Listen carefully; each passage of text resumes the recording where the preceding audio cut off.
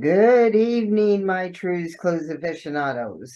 I hope you're doing well out there, staying safe, taking care of yourself, exercising, eating well, looking out for each other. If you see something, getting ready to say something.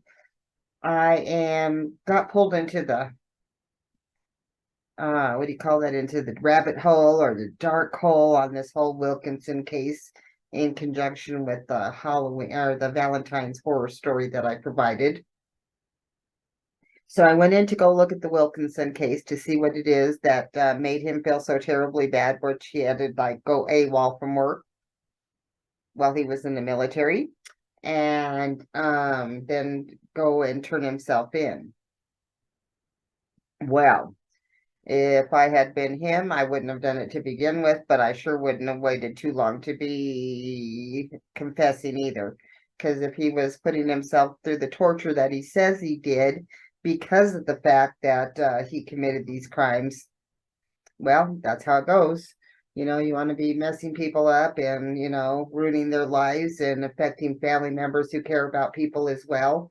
It's just a pebble, but the rings of motion that they set off are deep. And everybody is a pebble in life that I'm referring to metaphorically, and we all mean something. And there's always somebody who cares about us, even though you may think at times there isn't. So on January 9, 1992, Philip Edward Wilkinson turned himself into the Fayetteville Police Department. He waived his rights and gave a tape-recorded confession to Sergeant Jeff Stafford. During the confession, he admitted to being a peeping Tom. That means peeping like your eyeballs, looking in your eyelids, peeping up and down while you're looking at people in their houses when you're not supposed to be watching them in their most private moments. Well, that's what he enjoyed doing. It gave him a sense of power and, to be able to have control in, people's private moments and to know that he's violating that and they probably don't even know it. So one day he breaks into the apartment of a woman by the name of Judy Hudson on July 29th of 1991. In the middle of the night he did this. Of course, it can happen in the middle of the day too, but this time it was the night. He went in and he committed terrible atrocities with a bowling pin. Miss Hudson, her 19-year-old daughter, Crystal Hudson, and her 11-year-old son, Larry, were there. And he was attempting to violate Crystal and to perpetrate all kinds of perversity on her body in any orifice. And Miss Hudson and Crystal have put up with a lot out of this man. So he just treated them all kinds of bad. And then he decided that he was going to see what he could steal. So he took cigarettes, money, and a cigarette lighter from the two pocketbooks the ladies had in the apartment. And pocketbooks are purses, or for those who don't know. And breaking into the apartment in a second time to retrieve the bowling pin and the light bulb that he had forgot. So he broke in once and he committed atrocities. He spent a long time torturing the daughter and the mom, and he offed the son at some point in time. And then he leaves and he's like, oh my God, I left such important evidence there. Let me go back and break in again. So he got the bowling pin and the light bulb, and I'll leave it up to your imagination what he was doing up with the light bulb there, but it would have had a lot of DNA on it. He was subsequently indicted for 3 counts of offing individuals, 2 counts of first-degree burglar, which were later reduced to second degree, 1 count of attempted violation, 4 counts of first-degree violations, and 2 counts of larceny. On August 22nd, 1994, the defendant pled guilty to all charges. And like I said, if he felt guilty enough to go AWOL, Lord have mercy. I think he's mine. He should suffer like he did for what he did to these people. Then, when he turned, the state's evidence tended to show the following. A soldier stationed at Fort Bragg had a history of being a peeping Tom. On the evening of July 29, 1991, the defendant was thinking along the lines of violation. After deciding to not violate a friend with whom he had eaten dinner with earlier in the evening, he drove around. He was anxious. He had all this additional information, built up, pent up energy, wanting to do bad. And, it's a drive for them, like serial killers. Um, it's a drive for them. So he's, trying to figure out what to do. And he starts going around taking a sneak peek here and there to watch when people are doing their private activities. While walking around this apartment complex, he saw a light coming from a television in one of the apartments. He walked up to the sliding glass doors at the back of the apartment, looked inside, and Crystal Hudson had fallen asleep on the couch, as many of us do, especially on the weekends after working or going to school. You're trying to enjoy your time in front of the TV, maybe enjoy a spooky movie or something like that, have a little snacky poo there on the side, and then eventually you fall asleep because you're so relaxed. And so he took advantage of this situation. And he said that he had planned on doing something to that other chick. So it was already planted in his mind, the violation of a female. He saw the bowling pin outside of the apartment by the sliding glass door, and he picked it up, and he wanted to use that as a weapon because he just wanted to violate. He says, he wasn't planning on hurting anybody, but then why did he have a weapon going in? Somewhere in the recesses of his mind, he knew that he was going to commit the darkest of dark crimes.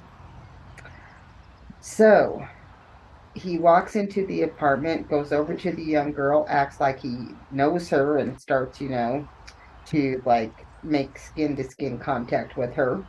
And she wakes up, she's startled. Why the hell wouldn't she be? You fell asleep alone in your apartment, and then all of a sudden there's somebody there you've never seen before.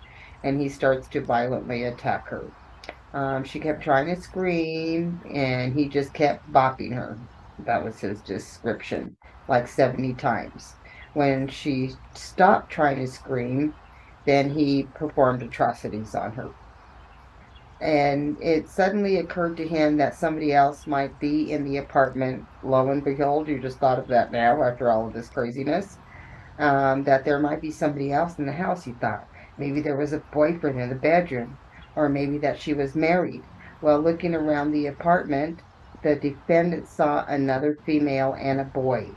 The defendant stated he thought, oh man, if they wake up and see me here and I still haven't had my jocks off yet. He went back to the living room to get the bowling pin and walked into the bedroom where he noticed two individuals, and he slugged him with the bowling pin, hitting Miss Hudson and Larry numerous times. And he stated that neither of them ever made a sound. That's probably because they were freaking sound asleep. You know what I mean? You don't get a chance to react, especially if you're in that deep sleep. So maybe it was fortunate for them that they weren't aware of what was going on. Once he had performed his evil deeds, then he decided, well, I need to get out of here. Isn't that always how it goes? Once you get everything done and you know you're going to get in trouble, then you want to get away, like you're going to get away from everything forever. Like a little kid committing, like stealing dime store candy or something. You think you can hide it, and then you eventually get caught with the candy. So, knowing he did not want to pay the price for what he had done, he would need to go AWOL. The defendant began looking for money. He saw two purses on the dining room table, dumped the purses on the table, took $1 bill, a cigarette lighter, and some cigarettes. Really? Really? Are you kidding me? Are you really kidding me? And then to think that, you're going to take all that time to do that anyway. When he left the apartment, he went back to his car. He realized he had forgot evidence back in the apartment. He went back to the apartment, retrieved the light bulb and the bowling pin. Then he's concerned about the presence of his fingerprints in the apartment. Yeah, well, good luck with that, buddy. He wiped off all the screen door, the faucet in the bathroom, and washed his hands. At approximately 4 a.m., the defendant arrived at his barracks on July 30th of 1991, the day after the people had been offed. The defendant went AWOL on January 9, 1992. He then turned himself into the Fayetteville Police Department and confessed to murdering the Hudsons. The defendant agreed to provide bite mark, blood, saliva, hair samples to the police. The results of the laboratory analysis of the samples confirmed the defendant had committed the atrocities that he had admitted to. Evidence during the sentencing proceeding tended to show the defendant's childhood was marked by poverty, parental abandonment, maternal neglect. The defendant was obsessed with sin, heaven, and hell, having been raised by his mother, who was a member of the Pentecostal church. Testimony by the defendant's brother and sister tended to show that he was a caring, loving person, although an alcoholic, and that what he did was grossly out of character for him, they think. You never know what goes on in somebody's head unless they share it. So, a forensic criminal pathologist testified that the defendant knew that he had done wrong, that the defendant tends to exaggerate his childhood problems, that he relies on alcohol to cope, that he suffers from compulsive voyeurism, and that he has average or slightly above average intelligence. They also testified that although he is a disturbed individual and is at high risk to engage in criminal behavior because of his mother's extreme religious views, maternal neglect, his drinking, and his lack of coping skills, critical lack of coping skills, the defendant was not diagnosed with any mental disease, mental illness, or defect. That's just saying that he was just an evil soul and a bad person, and depended on, having a bad childhood, which most of us do. Very rarely are any of us like raised in a good family, but we are not out there taking it out on the world, acting like we have to have control and power over somebody's life or not life. So this guy was truly a jerk, and still leads me to wonder how he was connected up with that Valentine's horror story with the whole Rundle story here in Colorado. He was here in Colorado for a while, but this wasn't done in Colorado. So anyway, that's a follow-up to the Valentine's Day horror story I provided to you earlier.